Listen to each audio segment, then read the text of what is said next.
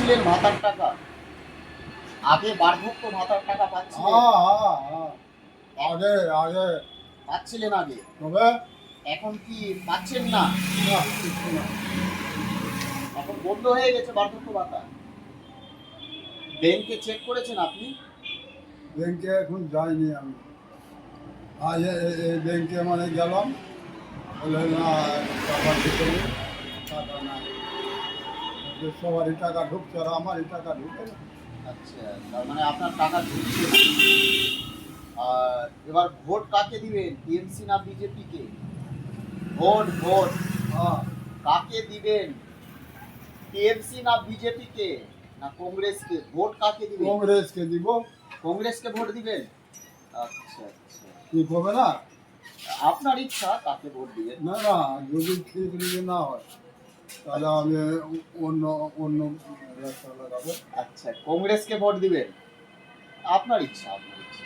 চা খান, এই যে চা খান, এই যে। চা দিচ্ছে দিচ্ছে। আচ্ছা দিচ্ছে। বিস্কিট খাবেন? বিস্কিট? দেখি এর এর আগে আপনি কি কংগ্রেস করছিলেন? এর আগে আগে কংগ্রেস। কংগ্রেস করছিলেন? আচ্ছা। মানুষ চায়ের দোকানে খানিকটা আড্ডা। আপনারা দেখতে পাচ্ছেন যে আমি রয়েছি মালদহ জেলার উত্তর মালদহ কেন্দ্রে। মানুষ কংগ্রেসকে চাইছে মালদহ জেলাতে, মানুষ কংগ্রেসকে চাইছে। এখানে তৃণমূল কংগ্রেস কোনো ফ্যাক্টরি নেই। মালদহ জেলাতে লড়াই হচ্ছে কংগ্রেস ভার্সেস বিজেপি। মালদহ জেলার লড়াই কংগ্রেস ভার্সেস বিজেপি। তৃণমূল কংগ্রেস কোনো ফ্যাক্টরি নয়। এমনও বিধানসভা ক্ষেত্র রয়েছে তৃণমূল কংগ্রেস তৃতীয় স্থানে থাকে।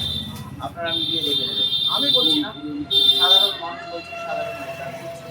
তিনি একজন হিন্দু ভোটার, তবুও কংগ্রেসকেই ভোট দেবে। একেবারে গ্রাউন্ড লেভেলের সমস্যা। আর আরেকটি বিষয় যে আমি ক্যামেরা পার্সনকে ফোনটা একটু কাছে করতে বলবো। যাদের নাম আন্ডার অ্যাডজুডিকেশনে রয়েছে, অর্থাৎ বিচারাধীন, যাদের নাম বিচারাধীন রয়েছে, তারাও ভোট দিতে পারবে।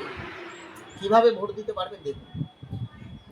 লাস্ট দিন যেদিন নমিনেশন ফাইল হবে, অর্থাৎ নমিনেশন ফাইলের লাস্ট দিন পর্যন্ত যদি সাপ্লিমেন্টারি ভোটার তালিকায় আপনার নামটা যদি উঠে যায় আর সেখানে যদি আপনার নামের পার্শ্বে আন্ডার এডুকেশন লেখা না থাকে, তাহলে আপনিও ভোট দিতে পারবেন। বোঝা গেল?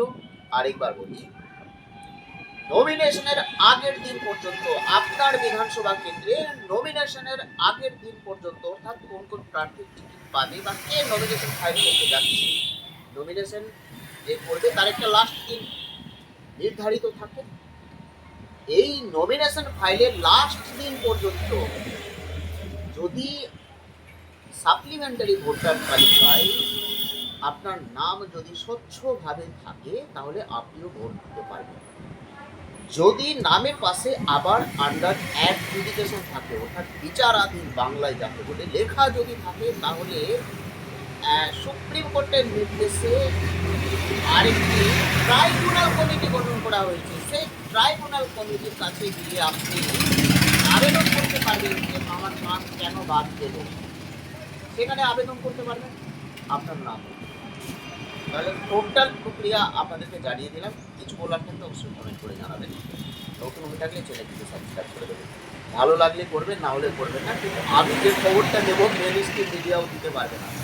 তবে যাই, আমি চা খাবো, ঠিক আছে?